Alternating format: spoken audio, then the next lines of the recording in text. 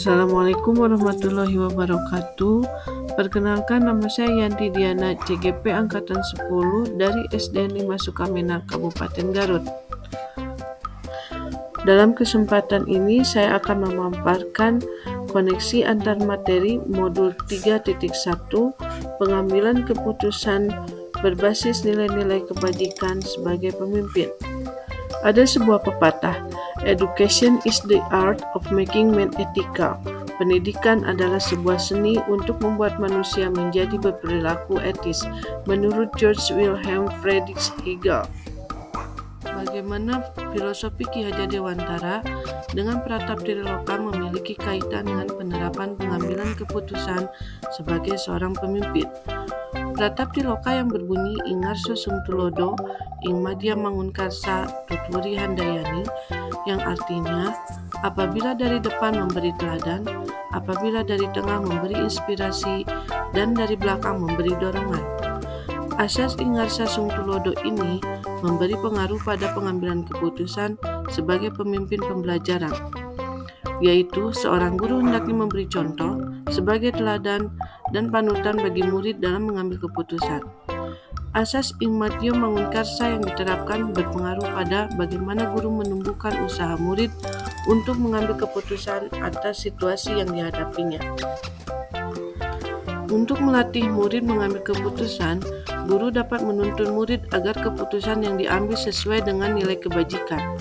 Asas Tuturi Handayani artinya, guru dapat memberikan dorongan dan motivasi agar anak berani mengambil keputusan yang bertanggung jawab. Sebagai guru, perlu menuntun segala yang ada pada anak, mengarahkan dan memberi dorongan supaya anak dapat berproses dan berkembang. Dalam proses menuntun, anak akan diberi kebebasan. Dalam hal ini, guru sebagai pamong memberikan tuntunan dan arahan agar anak tidak kehilangan arah serta membahayakan dirinya, serta anak menemukan kemerdekaannya dalam belajar sehingga akan berdampak pada pengambilan keputusan yang tepat dan bertanggung jawab. Bagaimana nilai-nilai yang tertanam dalam diri kita berpengaruh kepada prinsip-prinsip yang kita ambil dalam pengambilan suatu keputusan?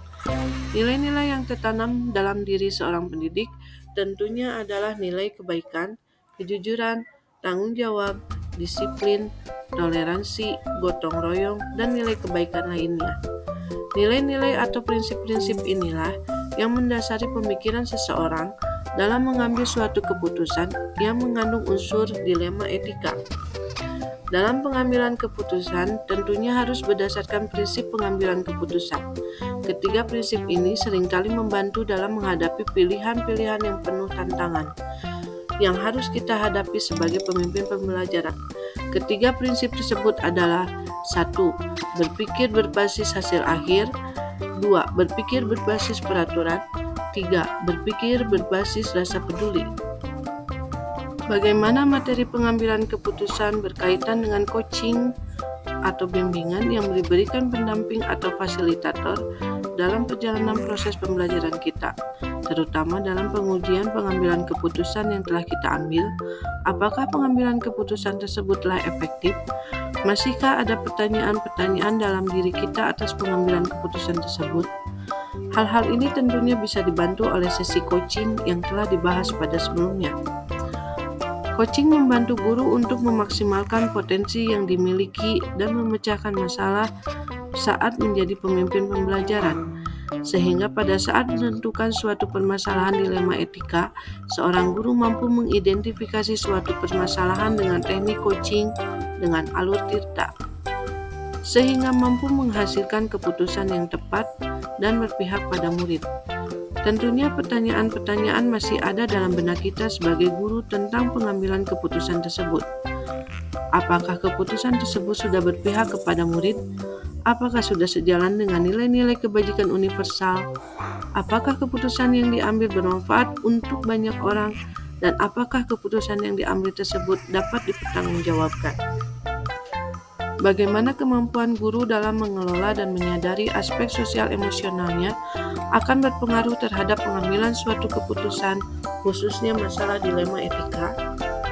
Dalam pengambilan keputusan yang bertanggung jawab, diperlukan kompetensi sosial emosional seperti kesadaran diri, manajemen diri, kesadaran sosial, keterampilan relasi, dan pengambilan keputusan yang bertanggung jawab.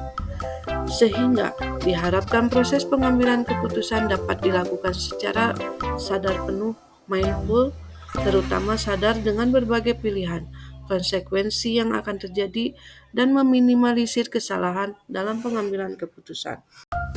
Bagaimana pembahasan studi kasus yang fokus pada masalah moral atau etika kembali kepada nilai-nilai yang dianut seorang pendidik?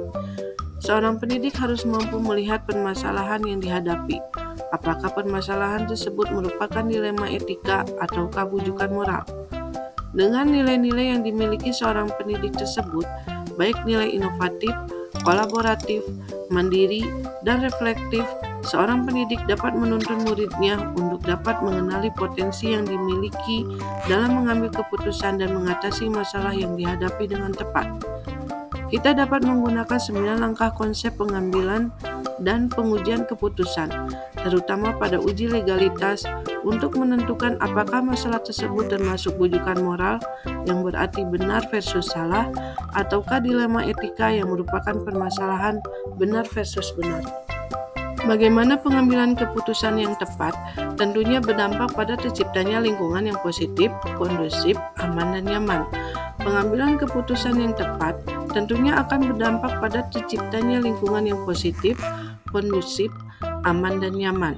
Kondisi tersebut adalah kondisi yang kita inginkan untuk pengambilan sebuah keputusan yang tepat dan berdampak pada terciptanya lingkungan yang positif, kondusif, aman, dan nyaman.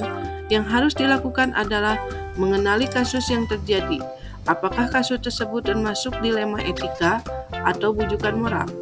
Jika kasus tersebut merupakan dilema etika, sebelum mengambil sebuah keputusan, kita harus mampu menganalisa pengambilan keputusan berdasarkan 4 paradigma, 3 prinsip, dan 9 langkah pengambilan dan pengujian keputusan, sehingga hasil keputusan yang kita ambil mampu menciptakan lingkungan yang positif, kondusif, aman, dan nyaman untuk muridnya. Apakah tantangan-tantangan di lingkungan Anda untuk dapat menjalankan pengambilan keputusan terhadap kasus-kasus dilema etika ini? Adakah kaitannya dengan perubahan paradigma di lingkungan Anda? Tantangan yang dihadapi dalam pengambilan keputusan terkadang sulitnya dalam memilih mana benar, mana yang harus didahulukan. Kemudian, tantangan lainnya yaitu lingkungan yang kurang mendukung, bertentangan dengan peraturan, pemimpin yang tidak memberikan kepercayaan karena merasa lebih berwenang, dan meyakinkan orang lain bahwa keputusan yang diambil sudah tepat. Perbedaan cara pandang serta adanya opsi benar lawan salah atau sama-sama benar. Apakah pengaruh pengambilan keputusan yang kita ambil ini dengan pengajaran yang memerdekakan murid-murid kita? Bagaimana kita memutuskan pembelajaran yang tepat untuk potensi murid kita yang berbeda-beda? Dengan memahami karakter dan potensi murid yang berbeda-beda, guru akan membuat rencana pelaksanaan pembelajaran yang berpihak pada siswa. Misalnya, dengan pembelajaran berdiferensiasi. Pembelajaran berdiferensiasi adalah pembelajaran yang memberi keleluasaan pada siswa untuk meningkatkan potensi dirinya sesuai dengan kesiapan belajar, minat, dan profil belajar siswa tersebut. Bagaimana seorang pemimpin pembelajaran dalam mengambil keputusan dapat mempengaruhi kehidupan atau masa depan murid-muridnya? Guru adalah pemimpin pembelajaran sebagai pamong yang diibaratkan seorang petani yang menyemai benih. Benih tersebut dapat tumbuh subur apabila dirawat dan dijaga dengan baik. Demikian juga dengan murid, seorang guru bertanggung jawab untuk mengembangkan potensi yang dimiliki murid sebagaimana petani yang menyemai benih untuk mendapatkan hasil yang baik, sehingga setiap keputusan guru akan berpengaruh pada masa depan murid. Keputusan yang diambil berdasarkan nilai-nilai kebajikan, berpihak pada murid, dan dapat dipertanggungjawabkan, serta memiliki dampak jangka panjang, akan membawa murid untuk mengembangkan potensinya dengan optimal. Apakah kesimpulan akhir yang dapat Anda tarik dari pembelajaran modul materi ini dan keterkaitannya dengan modul-modul sebelumnya? Pengambilan keputusan adalah suatu kompetensi yang harus dimiliki oleh guru dan harus berlandaskan kepada filosofi Ki Hajar Dewantara yang dikaitkan sebagai pemimpin pembelajaran. dalam pengambilan keputusan harus berlandaskan pada budaya positif dan menggunakan alur bagja yang akan mengantarkan pada lingkungan yang positif, kondusif, aman dan nyaman, well-being. Seorang guru harus memiliki kesadaran penuh, mindfulness, untuk mengantarkan muridnya menuju profil pelajar Pancasila. Guru juga harus menguasai keterampilan sosial dan emosional sehingga dalam pengambilan keputusan dapat dilakukan dengan teknik coaching. Dalam perjalanan, pasti ada banyak dilema etika dan bujukan moral, sehingga diperlukan panduan 9 langkah pengambilan dan pengujian keputusan untuk memutuskan dan memecahkan suatu masalah agar keputusan tersebut berpihak kepada murid demi terwujudnya merdeka belajar. Sejauh mana pemahaman Anda tentang konsep-konsep yang telah Anda pelajari di modul ini, yaitu dilema etika dan bujukan moral, 4 paradigma pengambilan keputusan, 3 prinsip pengambilan keputusan, dan 9 langkah pengambilan dan pengujian keputusan. Adakah hal-hal yang menurut Anda di luar dugaan? Dilema etika benar versus benar merupakan situasi sulit di mana seseorang harus menentukan pilihan yang secara moral keduanya benar, tapi bertentangan dalam mengambil keputusan. Sedangkan bujukan moral, benar versus salah, adalah situasi ketika seseorang harus menentukan keputusan antara benar atau salah.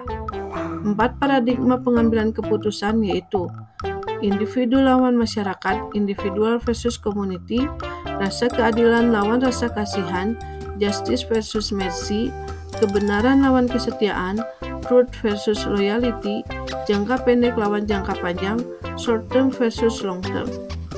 Pentingnya mengidentifikasi paradigma ini selain untuk mengelompokkan permasalahan, juga memberikan kejelasan tentang 2 kebenaran dalam dilema yang harus dihadapi dan diatasi.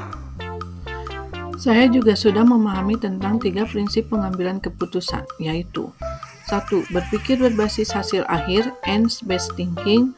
2. Berpikir berbasis peraturan, rule-based thinking. 3. Berpikir berbasis rasa peduli, care-based thinking.